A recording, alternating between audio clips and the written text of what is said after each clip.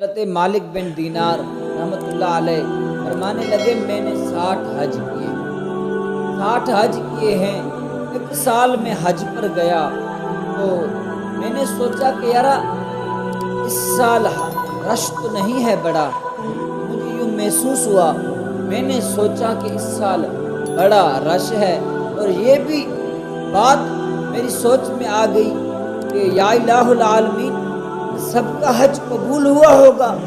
تو یہ سوچ کر میں ذکر و اذکار میں مشغول ہو گیا، عبادت میں مشغول ہو گیا، اور جب رات ہوئی میں سو گیا تو دیکھتا ہوں خواب میں کہ ایک کہنے والا آ کے مجھے کہتا ہے کہ اے مالک بن دینار سب کا حج قبول ہو گیا ہے، ایک بندہ ہے اس کا حج قبول نہیں ہوا۔ میں نے پوچھا وہ کون ہے؟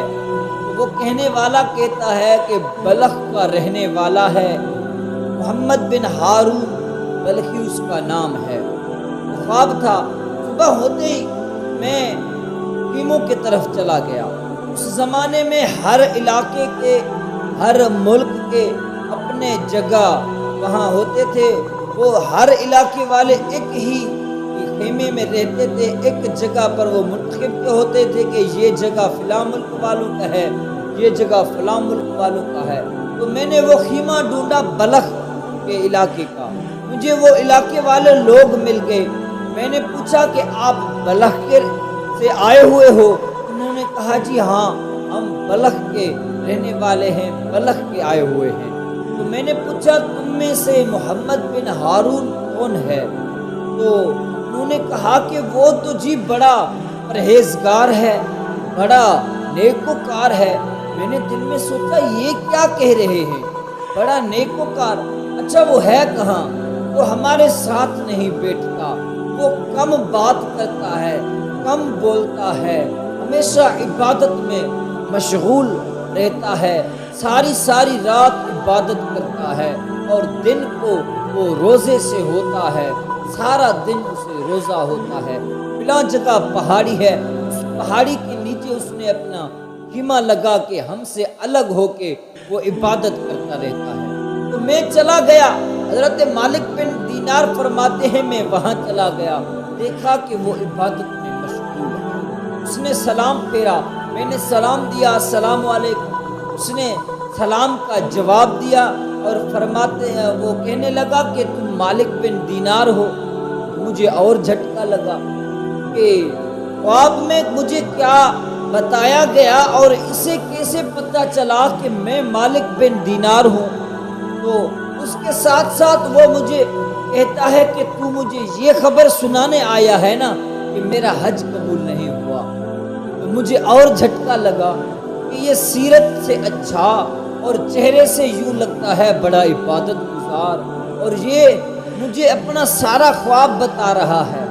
تو کہتا ہے کہ یار تو بتا، اور یہ بھی بتا کہ تیرا سیدھا بازو کیسے کٹا ہوا ہے، یہ کیا ماجرا ہے؟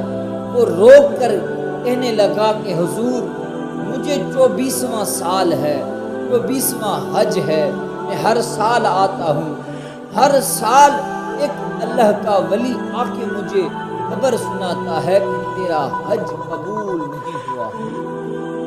مجھے بڑا دکھ ہوا، اور سن کے میں نے پوچھا کیا ماجرا ہے، اس وجہ سے تیرے حج قبول نہیں ہوا؟ کہتا ہے حضور میں ماں کا نافرمان ہوں۔ تو ماں کی نافرمانی کرنے والوں ماں کا عزت کیا کرو، ماں کی خدمت کیا کرو، ماں باپ کا احترام کیا کرو۔ بڑا مقام ہے جو تمہیں رات دن عبادت کر کے نہیں ملے گا، وہ مقام تجھے ماں باپ کی ادب سے ملے گا، احترام سے ملے گا۔ تو وہ رو کر کہنے لگا کہ میں ماں کی نافرمان ہوں، میں بڑا پیسے والا تھا، بڑا میرے پاس ملکیت اللہ نے دیا ہوا تھا، اور میں عیاشیاں کرتا تھا، میں نے شراب پیا ہوا تھا، رمضان کا مہینہ تھا، گھر آیا تو میں نے اماں کو کہا اماں جی مجھے کھانا کھلاؤ، میری ماں کو روزہ تھا، میری ماں کہتی ہے کہ بیٹا ایک تو روزہ نہیں رکھتا ہے، دوسرا روزے والوں کے سامنے کھانے کا یہ باتیں کرتا ہے، لحاظ کیا کر روزی کا، ہم میں سب کو روزہ ہے۔ تو مجھے نشہ تھا شراب کا، میں نے سیدھے ہاتھ سے اپنے ماں کو تھپڑ مارا۔ سائڈ پہ تندور تھی، تندور میں آگ جل رہی تھی، میری بوڑھی ماں اس تندور کے اندر جا گری، جل گیا اور مجھے لوگوں نے پکڑ کر کمرے میں بند کر دیا۔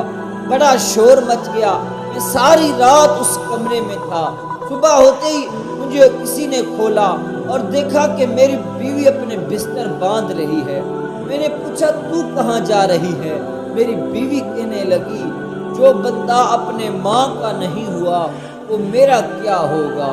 اور پوچھا میں نے بتا اماں کہاں ہے، میری ماں کہاں ہے؟ وہ کہتی ہے کہ تیری ماں کو اپنے کو قتل کر کے پوچھتا ہے ماں کہاں ہے؟ تیری ماں تو فوت ہو گئی جب تو نے تندور میں ڈال دیا، اور لوگوں نے راتوں رات اس کا جنازہ پڑھ کے اسے دفنا دیا۔ اور وہ کہتا ہے کہ مجھے کیوں نہیں بتایا، مجھے کھولا کیوں نہیں، مجھے باہر کیوں نہیں نکالا، میں اپنے ماں کا آخری دیدار کرتا۔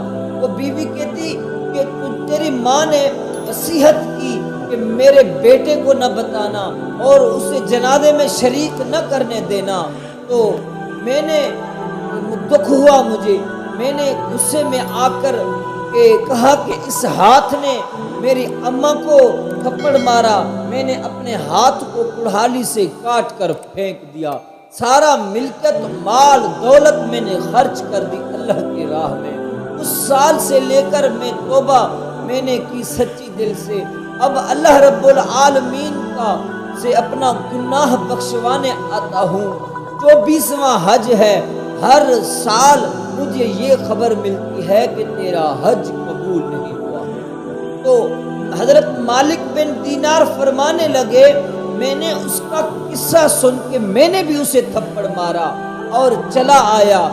اب میں دیکھتا ہوں کہ نبیوں کا سلطان صلی اللہ علیہ وآلہ وسلم نے مجھے دیدار عطا فرمایا اور فرمانے لگے کہ تو نے اسے مایوس کیوں کیا، اس کے امیدوں پر پانی کیوں پھیرا؟ اللہ بڑا کریم ہے، بخشنے والا ہے، اور تجھے پتا ہے قیامت کے دن اس کی بخشش بھی اس کی ماں کی وجہ سے ہوگی۔ میں عرض کرنے لگا یا رسول اللہ وہ کیسے؟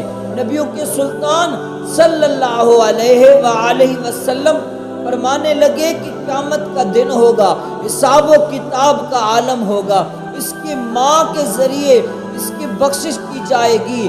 اللہ رب العالمین فرمائے گا اس نے اپنے ماں کو قتل کیا، آگ میں ڈالا، اسے بھی آگ میں ڈالو جہنم کے، تو میری ماں مجھے دیکھے گی، مجھے اس کو میرے پیارے دوستو نبیوں کے سلطان فرمانے لگے کہ اس کو ماں دیکھے گی کہ میرے بیٹے کو آگ کے طرف لیا جا رہا ہے، تو وہ پلٹ کر دیکھے گا، ماں خاموش رہے گی، پھر سے وہ پلٹ کر دیکھے گا، ماں خاموش رہے گی، تیسرے مرتبہ جب پلٹے گا دیکھے گا اور کہے گا اماں یہ مجھے آگ میں لے جا رہے ہیں، اماں میری سفارش کر۔ ماں کا دل ہے، نبیوں کے سلطان فرماتے ہیں وہ ماں کہے گی کہ میرے اللہ میں نے اسے بخش دیا، بس تو بھی اسے بخش دے۔ نبیوں کے سلطان فرمانے لگے اس کی بخشش اس کی ماں کے ذریعے ہوگی۔ حضرت مالک بن دینار فرماتے ہیں کہ اے لوگوں اپنے ماں کی خدمت کیا کرو، ماں کے سوا تجھے کوئی درجہ نہیں ملنے والا، بلا شک تو نیک و کام کرتا رہے، عبادت کرتا رہے، ساتھ ساتھ اپنی ماں کی نافرمانی نہ کرنا، باپ کا نافرمانی نہ کرنا، سب کچھ تجھے اس در سے ملے گا۔ دعا ہے اللہ رب العالمین ہم سب کو اپنے والدین کی خدمت کرنے کی توفیق